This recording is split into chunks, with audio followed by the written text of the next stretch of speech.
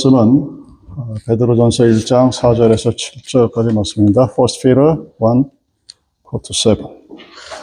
베드로전서 1장 4절에서 7절까지 말씀 봉독하겠습니다.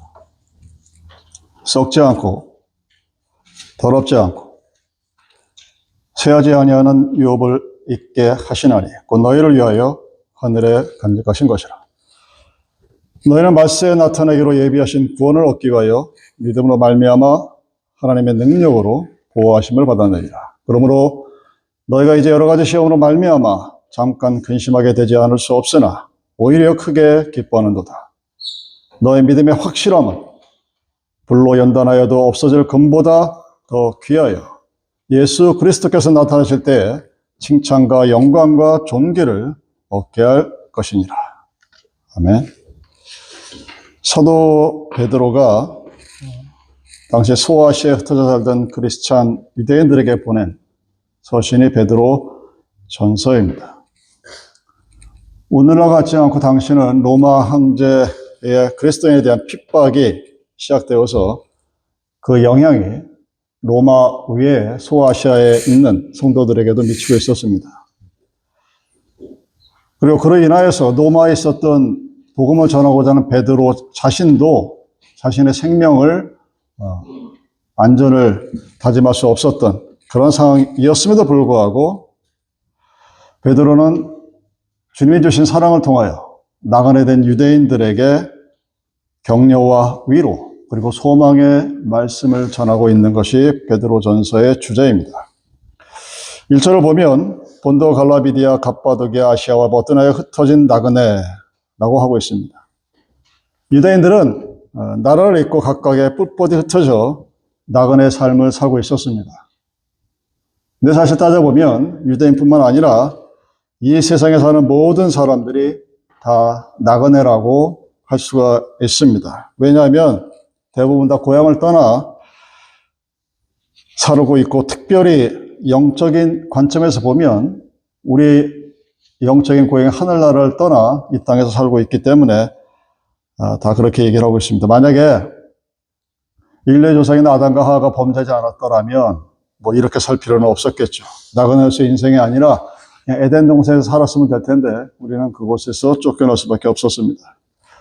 성경은 우리가 나그네라는 사실을 계속해서 밝힙니다. 히브리서 기자는 이 사람들은 다 믿음을 따라 죽었으며 약속을 받지 못하였으되 그것을 멀리서 보고 환영하며 또 땅에서는 외국인과 나그네라 증거하였으니 라고 우리들의 삶을 얘기하고 있습니다. 야곱이 그의 인생에 대해서 내 나그네 길이 세월이 130년이다 하고 자신의 삶을 나그네 삶으로 정의합니다. 여러분 죽은 다음에 어디로 갈 것 같습니까?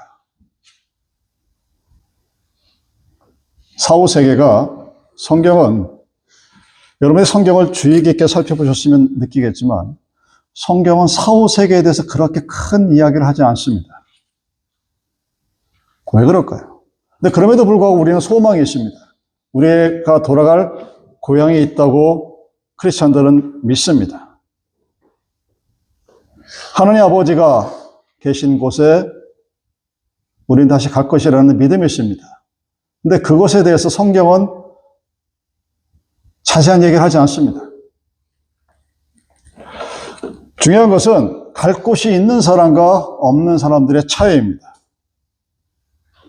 하나님은 우리를 에덴 동산에서 쫓아내서 이 세상에 살게 했지만 언젠가 다시 요단강을 건너 가나안 땅으로 들어간 것처럼 그 구원의 완성은 하나님의 왕국의 입성으로 끝이 나게 될 것입니다. 그래서 이 세상에 살아가는 그리스도인들에게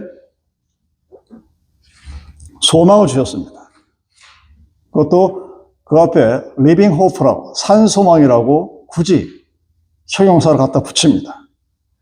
세상에서 저주받은 모습으로 살아가는 그 나그네 삶에서 다시 돌아갈 그 어떤 곳은 온전한 곳이 있다고 우리에게 알려주고 있습니다. 그래서 거듭난 자라 하면, 즉 구원받은 자라 하면 그 안에 하나님에 대한 산 소망이 있다는 것을 의미합니다. 무엇이 산 소망일까? 하나님이 그리스도로 구원받은 백성들에게 주신 은혜입니다. 여러분이 구원받았습니다 하는데 그 안에 하나님에 대한 소망이 없다는 것은 구원을 받지 못했다는 증거입니다. 산 소망이 있다는 얘기는 죽은 소망이 있다는 얘기입니다. 그리고 베드로는 자기에게 산 소망을 주신 하나님을 찬양한다고 증거합니다. 그럼 죽은 소망이 무엇일까요? 이루지 못할 소망이죠. 많은 사람들이 그 죽은 소망을 가지고 하나님을 믿습니다. 죽은 소망이 무엇일까? 그것은 여러분의 삶이 여러분의 마지막이라고 착각하는 여러분의 삶이 여러분 인생의 최종 목적지인 그것이 바로 죽은 소망입니다. 많은 사람들이 행복을 찾습니다.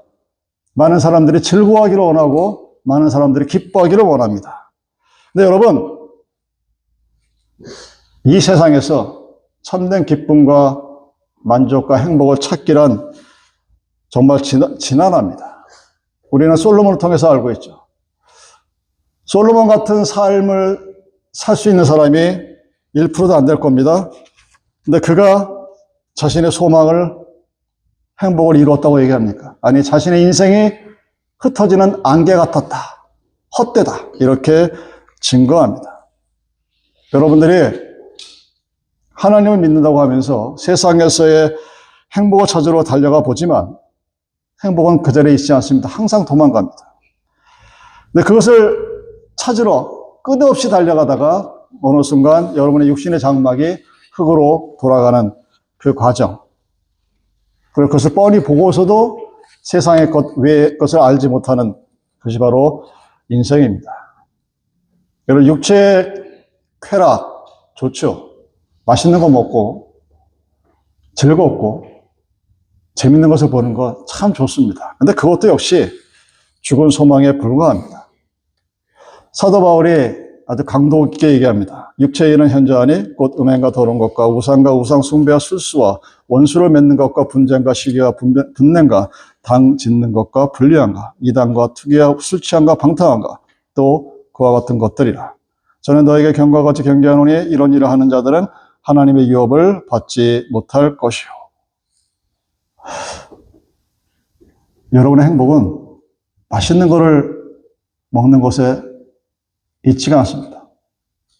맛있는 거 먹고 재밌는 곳에 놀러 가고 즐거운 걸 보면 좋을지 모르겠지만 뭐 좋죠. 근데 그것은 소망이 아니라는 얘기입니다. 우리가 갖고 있는 소망이 산 소망이 아닌 경우가 참 많습니다. 그리고 서로 내가 원했던 그 죽은 소망을 이루었다 한들 그 모든 것들은 죽음이라는 거대한 어떤 장벽 앞에 순식간에 물거품이 되어버립니다. 여러분이 무엇을 놓고 기도하는지, 여러분의 자녀를 위해서 기도할 때 우리 자녀가 이렇게 됐으면 좋겠습니다 하는 그 무엇이 무엇인지 저는 모르겠지만 만약 그것이 세상에 소망을 둔 것이라면 그 모든 것들은 하루아침에 다 사라져버린 헛된 것들입니다. 베드로 사도가 베드로전서 1장 24절 25절에 우리 교회의 포효를 이렇게 얘기합니다. 그러므로 모든 육체는 풀과 같고 그 모든 영광의 풀의 꽃과 같으니 풀은 마르고 꽃은 떨어지되 오직 주의 말씀은 세세토록 있도다. 베드로가 말하는 산 소망, living hope, 그것이 무엇일까요? 여러분, 세상의 모든 것들은 죽는 순간 끝나버립니다. 여러분이 세상에서 아주 악독한 죄를 저질렀어도 죽으면 공소권 없음, 그리고 세상의 법은 끝납니다. 여러분이 세상에 그 어떤 것을 다 갖고 있다 할지라도 죽으면 그 모든 세상의 것은 끝나버립니다. 예수 그리스도가 내 죄를 위하여 십자가에 달려 죽으셨고 3일 만에 죽음에서 부활하셨다. 그것을 기념하는 게 부활주일입니다. 아니, 주일입니다. 3절을 보십시오. 베드로가 이렇게 얘기합니다. 찬송하리로다 우리 주 예수 그리스도의 아버지 하나님이 그 많으신 긍휼대로 예수 그리스도의 죽은 자 가운데서 부활하심으로 말미암아 우리를 거듭나게 하사 산 소망이 있게 하시며 베드로가 얘기하는 산 소망은 예수 그리스도의 부활입니다. The resurrection of Jesus Christ. 네, 많은 기독교인들이 정말로 믿지 않는 것도 이거죠. 여러분, 믿는다는 것은 여러분들 성경 공부했을 때 봤던 것처럼 표적이 보이고 그 사인이 오늘 눈앞에 어떤 표적으로 나타나도 그 끝까지 갈 수 있는 힘을 얘기합니다. 정말로 믿으면, 정말로 그 사인을 믿으면, 그 표적을 믿으면 그 표적을 보고 그대로 쫙 따라나갑니다. 왜? 거기에 뭐가 있다는 사실을 내가 아니까. 예수 그리스도가 죽으시고 그리고 오늘 아침 부활을 통하여서 우리에게 주신 것이 나에게 그것이 나의 소망이라면 우리의 삶이 어떻게 될 것 같습니까? 여러분 저절로 변해져요. 여러분 변하려고 애쓰실 필요 없습니다. 여러분 믿음 가지려고 애쓸 필요 없고 교회에서 믿음 있다는 소리 들으려고 애쓰실 필요 없어요. 그냥 저절로 변해집니다. 그 소망이 있다면. 근데 대부분의 현대 기독교인들의 그 소망이 없습니다. 예수님이 부활이 없다면 기독교는 죽음의 종교라고 얘기합니다. 예수의 부활이 없으면 기독교는 슬픔의 종교라고 얘기합니다. 그리고 가장 어리석은 종교가 바로 기독교일 것입니다. 왜? 예수 그리스도의 부활이 없기 때문입니다. 세상에 많은 사람들이 이 21세기 과학시대에 왜 종교를 찾을까? 그럼 한번 생각해 보십시오. 왜 종교를 찾을까? 미련하게? 이런 진화론자 중에 종교 분자학 진화론자라는 게 있습니다. 그 사람들은 모든 사물을 분자로 봅니다. 그래서 그 사람들은 죽었다 깨어나도 예수를 못 믿어요. 왜? 절대로 부활은 못 일어나니까. 자기가 받는 과학적 지식. 그리고 그 과학적 지식의 바탕에 우리는 인간으로 진화가 되었다고 믿는 사람들, 그 사람들입니다. 근데 그 사람들 교회를 다녀요. 왜? 이유가 뭔지 아십니까? 자기 와이프가 교회를 다녀요. 와이프랑 싸우기 싫으니까 와이프 다니는 교회 나가서 그냥 앉아있다 온대요. 자기 입으로. 근데 보면은 참 신기하대요. 자기는 도대체 못 믿겠는데 저 사람도 부활을 믿는다고 그러고 살아가는 걸 보면 자기하고는 좀 다른 것 같다. 그래서 내가 하나님이 없다는 소리를 하지 못하겠다 하는 게 아주 세계에서 유명하신 진화 생물학자의 그리스도인 편견입니다. 여러분 대단한 것 같죠? 그런 사람이 하나님을 믿어? 그냥 지 마누라 쫓아다니는 거예요. 부부싸움 하기 싫으니까 마누라 가자면 가가지고 앉아있다가 오니까 그것도 나쁘지 않네. 이 정도예요. 여러분 부활이 없다. 그러면 여러분은 기독교를 믿는 것이 아닙니다. 여러분의 하나님을 믿는 것입니다. 우리에게 영생을 주기 위하여 다시 살았다. 이렇게 얘기합니다. 그리고 우리는 서두에서 말씀드렸던 것처럼 성경에서 죽음 이후의 세계에서 말을 하지 않는데 그러면서 끊임없이 예수 그리스도 우리에게 영생을 얘기합니다. 내가 너에게 영생을 줄 것이요 나의 삶이 너에게 뭔가를 줄 것이라고 얘기합니다. 영생이 무엇인데? 그리스도 앞에 무덤을 깨고 일어나서 그 빈 무덤을 만드신 예수 그리스도가 우리에게 약속하신 영생이라는 것이 무엇입니까? 예수님께서 이렇게 말씀하십니다. 요한복음 6장 40절 말씀입니다. 내 아버지의 뜻은 아들을 보고 믿는 자마다 영생을 얻는 이것이니 마지막 날에 이를 다시 살리리라. 그게 영생이에요. 뭐라고요? 그리스도가 하나님이 보내신 자의 아들이라는 것을 믿는 자에게 영생을 주셨다고 약속했습니다. 근데 우리는 나 하나님 죽은 후에도 이렇게 똑같이 살기를 원하는 그 영생을 갖고 있습니다. 진시 황제가 진시 왕놈의 무덤을 자기 생전과 똑같이 만들었던 것처럼 이집트의 황제들이 미이라를 만들어서 생전에 누렸던 그 모든 것들을 사후세계에서 누릴 수 있기를 원했던 것처럼 우리가 갖고 있는 영생의 한계 거기에 딱 갖춰져 있어요. 근데 성경은 그 영생을 하나님 예수 그리스도가 하나님이 보내신 자의 아들을 믿는 그것이 영생이라고 합니다. 그게 이터널 라이프라고 해요. 그러고 나서 마지막에 다시 살리겠다. 이렇게 약속하십니다. 이것이 산소망입니다. 여러분의 이 소망이 있으십니까? 그렇다면 삶이 달라져요.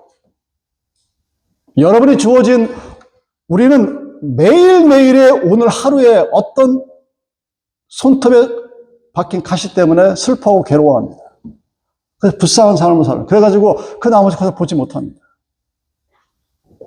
마음속에 하나님이 주시는 평화가 99%가 있는데 1%가 그 99%를 깨트려버려요. 그런 어리석은 사람 살아갑니다. 왜? 그 안에 산 소망이 없기 때문입니다. 내가 이미 영생의 길에 들어섰다는 증거를 내 스스로가 확실하지 못합니다. 그리고 나는 죽으면 끝이 날 텐데 내가 죽으면 묘자리를 어디다 쓸까? 화장을 할까 말까? 이따위 생각이 나고 하는 거죠.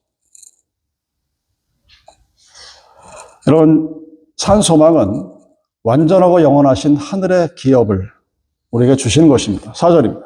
썩지 않고 더럽지 않고 쇠하지 아니하는 기업을 있게 하시나니 곧 너희를 위하여 하늘에 간직하신 것이니라. The enterprise of heaven, 하늘의 기업. 그것이 우리에게 이미 주어졌다는 사실입니다. 성경이 이렇게 얘기합니다. 너는 너희 하나님 여호와의 성민이라. 여호와께서 지상 만민 중에서 너를 택하여 자기의 기업의 백성을 삼으셨느니라. 나를 하나님의 백성으로, 하나님의 기업으로 삼으셨다고 얘기합니다. 큰 축복과 영광이죠. 근데 우리는 그것을, 그 자체를 축복과 영광으로 느끼지 못합니다. 그거 말고 세상에 뭔가를 더 원하고 그것이 있어야 된다고 생각합니다. 예수님이 하늘나라 올라가기 전에 이렇게 말씀하십니다.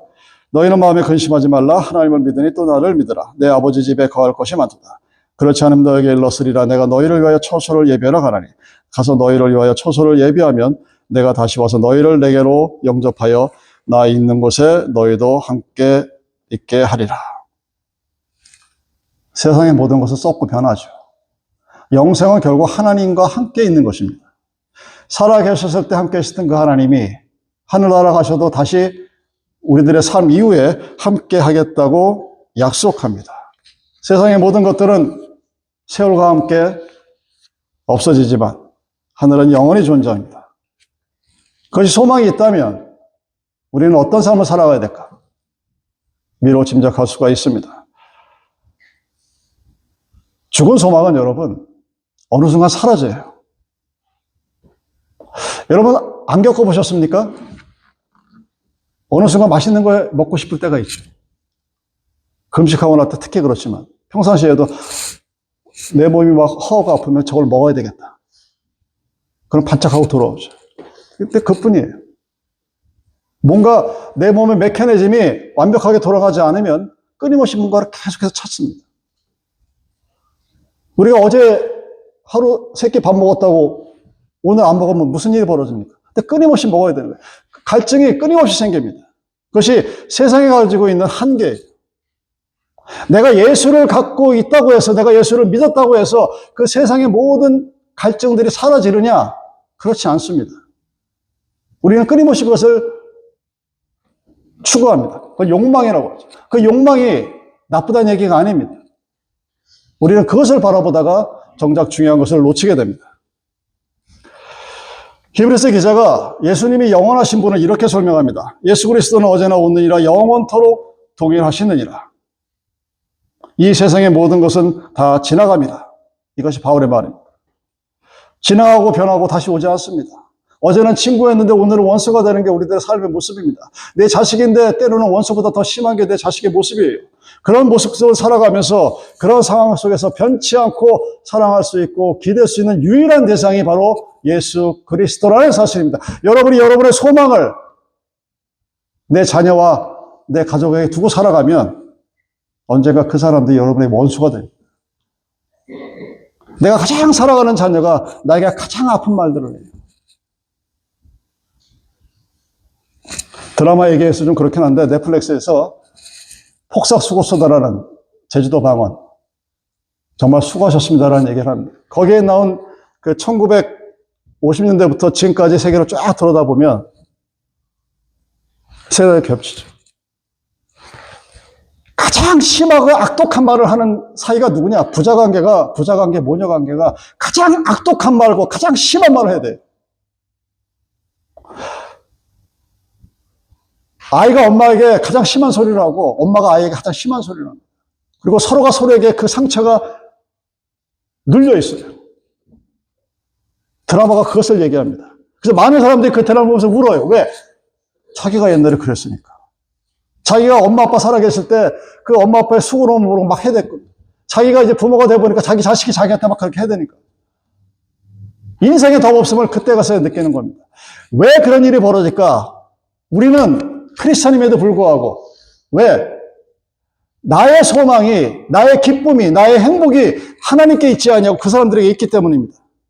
자녀를 사랑하지 말아라, 부모에게 효도하지 말라는 소리가 아니에요.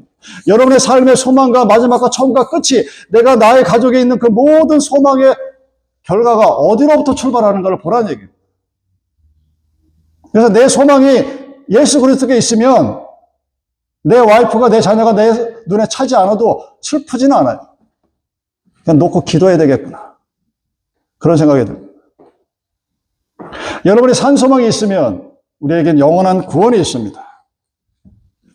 5절 말씀입니다. 너희가 말세에 나타나기로 예비하신 구원을 얻기 위하여 믿음으로 말미암아 하나님의 능력으로 보호하심을 입었느니. 믿음으로 이미 우리는 천국 백성이 되었습니다. 자, 그렇다면 우리는 어떻게 살아야 될까요? 그러한 산 소망이 나에게 정말로 있다면 우리는 기쁨으로 살아야 되겠죠. 6절입니다. 그러므로 너희가 이제 여러 가지 시험을 인하여 잠깐 근심하게 되지 않을 수 없었으나 오히려 크게 기뻐하도다.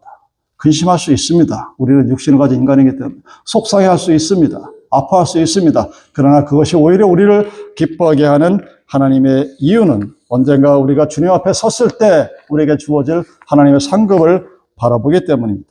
그 상급 때문에 그리스도인들은 이 땅에서 어떤 고통도 괴로움도 기쁘게 받아들일 수가 있다는 사실입니다.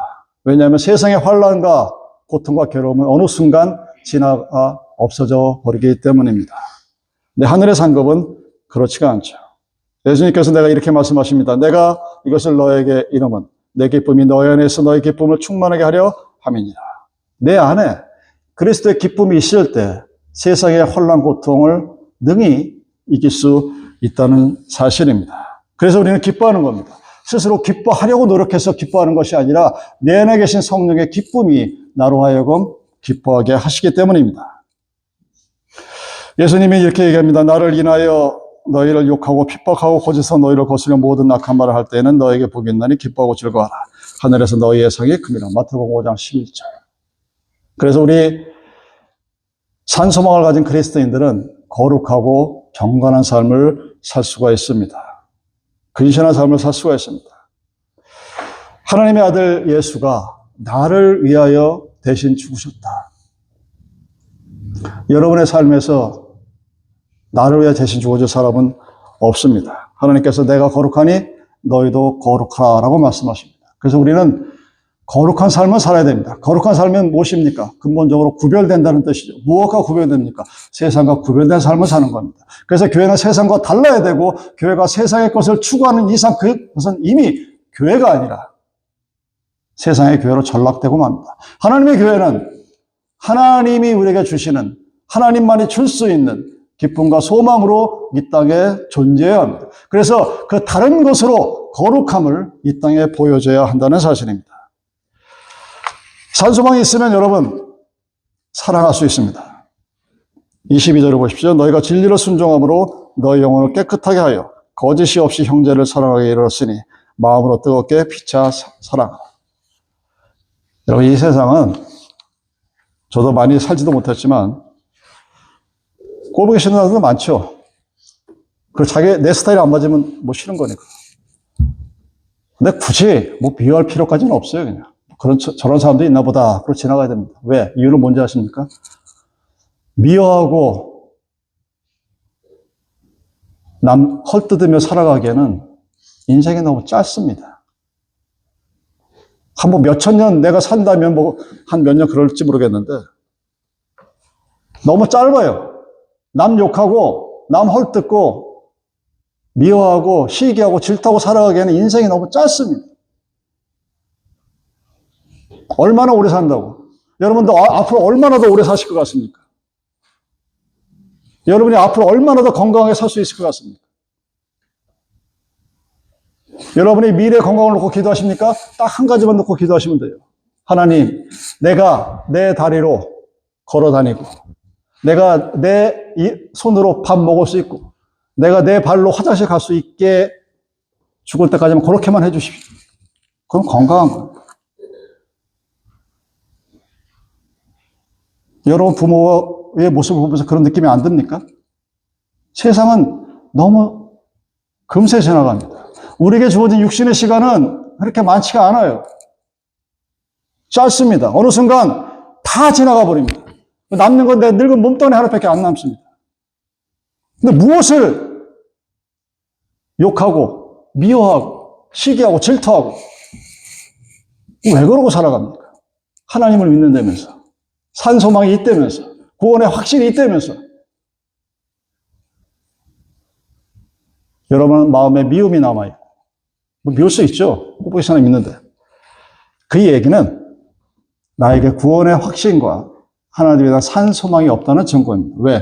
하나님에 대한 산소망이 있는 자들은 서로 사랑합니다.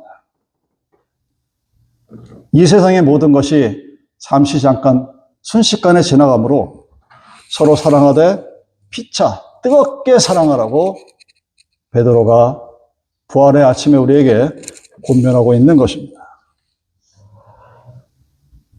사실은 제일 힘들죠. 누구나 다 사랑하고 싶죠. 원수를 사랑하라 하셨는데 원수 사랑은커녕 제 주위에 있는 사람도 사랑하지 못하는 게 우리들의 현실입니다. 그래서 우리는 성령의 능력을 덧입어서 그 말씀에 순종함으로 죄를 깨끗이 하여서 피차 서로 순종하고 사랑할 수 있는 그런 존재가 되어야 합니다. 그랬을 때만이 우리는 사랑할 수 있습니다. 다른 사람의 허물이 보이는 것이 아니라 그의 허물을 예수 그리스도의 보혈로 감추어 줬을 때 우리는 그를 사랑할 수 있습니다. 여러분, 결혼 약속하신 그 부부가 몇십 년 살다가 왜 이혼합니까? 허물이 보이는 거예요. 결혼할 때는 눈깍지가 씌어가지고 그냥 세상 없는 남자 여자인 줄 알았는데 결혼하고 나니까 눈깍지를 벗겨져가지고 밤에 자다가 코골아, 발기지기래, 반찬 투정에, 돈도 못 벌어, 별의별 허물이 다 보여요. 그러면 공중 앞에 한 약속도, 하나님 앞에 한 약속도 소용없습니다. 그냥 우리는 헤어질 거예요. 사랑의 힘이 무엇이냐? 상대편의 허물을 보이지 않게 하는 게 사랑의 능력입니다. 나를 완벽하게 하고 나를 완전하게 하는 것이 아니라 내가 보는 저 사람의 허물이 보이지 않게 하는 것이 보혈의 능력입니다. 예수님이 마지막으로 우리에게 뭐라고 말씀하십니까? 새 계명을 너에게 주노니 서로 사랑하라. 내가 너희를 사랑한 것 같이 너희도 사랑하라. 너희가 서로 사랑하면 이로써 모든 사람이 너희가 내 제자인 줄 알리라. 요한복음 13장 34절입니다. 사도 바울이 너희가 짐을 서로 지라 그리하여 그리스도의 법을 성취하라. 그리스도가 하나님이 나를 위해 죽으신 것이 내가 잘나서 그랬다고 여러분 믿으십니까? 내가 이 정도 된 게 내가 내 나름대로 열심히 노력해서 내 의를 세워서 이렇게 됐다고 여러분 믿으십니까? 그럼 우리는 사랑할 수가 없어요. 왜? 다른 사람도 그래야 되니까. 허물이 많고 죄 많은 그리고 약점이 많은 우리들을 예수님은 뭐라 안 그러십니다. 아우 저거 예수 믿은 지가 몇십 년이 됐는데 왜 맨날 저 모양이 하고 질책하지 않아요. 그냥 기다려주십니다. 기다려줘요. 우리는 못 기다리죠. 저거 집사된 지가 벌써 몇 년이 됐는데 왜 맨날 저 모양이에요. 제가 장로님한테도 계속 끊임없이 강조하는 한 가지가 있습니다. The Christian leadership is waiting. 기다리는 거예요. 저거 왜 이렇게 금세 안 크지? 겉으로 멀쩡한데? 여러분, 믿음은 하나님이 우리에게 주신 선물입니다. 우리가 서로 사랑하지 못하는 이유는 그 그리스도가 나를 사랑한 것을 모르기 때문이에요. 내가 그리스도께 사랑을 받는 이유는 내가 잘났다고 생각하면 우리는 절대로 다른 사람을 서로 피차에 열심으로 사랑할 수가 없게 됩니다. 여러분, 그리스도인들, 부활의 아침에 우리가 산소망이 있다면 비록 이 땅이 나그네 삶이지만 그리고 언젠가는 흙으로 돌아갈 하찮은 그런 인생이지만 슬퍼하거나 낙심하거나 두려워하지 않습니다. 어느 순간 저는 죽음이 두렵지 않습니다. 예전에는 죽음은 두렵지 않았지만 죽음에 이르는 고통은 두려워했어요. 그냥 여러분 아마 나이 드신 분들이 그런 얘기 많이 합니다. 아유, 내가 죽을 때 그냥 어느 날 갑자기 어택에 와서 심장마비로 그냥 탁 고통 없이 죽었으면 좋겠다. 이런 얘기들을 많이 합니다. 왜? 자기들이 보거든요. 몇 년 동안 병치를 하고 죽기 며칠 동안 끊임없이 고통 가운데 들어가는 그 죽음의 고통이 두려운 거예요. 어느 순간 언제인지 정확히 모르겠는데 저는 이제 그것도 두렵지 않습니다. 왜? 그때도 하나님이 나랑 함께 하실 것을 믿기 때문입니다. 내가 세상의 죽음의 고통 가운데 있다 할지라도 그때도 예수님은 나와 함께 하실 것입니다. 내가 함께 하겠다고 요청한 적이 없습니다. 하나님이 나에게 약속하셨습니다. I will always with you. 내가 항상 너희들과 함께 할 것이다. 그것이 예수 그리스도가 우리에게 주신 크나큰 위로입니다. 내가 세상에서 무슨 짓을 하고 어떤 일을 저질러도 하나님은 나를 버리지 않을 것이라는 믿음이 있습니다. 나는 하나님을 떠날 수 있어도 하나님은 여러분 곁을 떠나지 않습니다. 여러분들은 교회를 떠나고 하나님을 비방하고 무슨 짓을 할 수 있어도 그리스도는 그렇지 않습니다. 그것이 바로 그리스도가 우리들에게 산소망이 되는 능력입니다. 초대교회 성도들이 그 산소망이 있었기에 그 어떤 여건과 고난과 압박도 이겨낼 수가 있었습니다. 그리고 승리했음을 살았습니다. 사랑하는 여러분, 어떤 상황 속에서도 낙심하지 마십시오. 좌절하지 마시고 그리스도의 빛을 발하여 승리의 삶을 사시기를 바랍니다. 그 그리스도의 부활의 산 소망은 우리에게 믿음의 확실함을 보여줍니다. 그래서 우리는 사인을 보고 명확히 저쪽으로 가면 좋을 것이다 라고 믿는 것이 아니라 그것이 어떤 세계인지 어떤 나라인지를 분명히 알 수 있습니다. 믿음은 여러분 추상화가 아닙니다. 구체적으로 우리에게 주어집니다. 여러분의 삶에 산 소망이 있는 부활의 아침이 되기를 바랍니다. 기도하시겠습니다. 살아계신 아버지 하나님,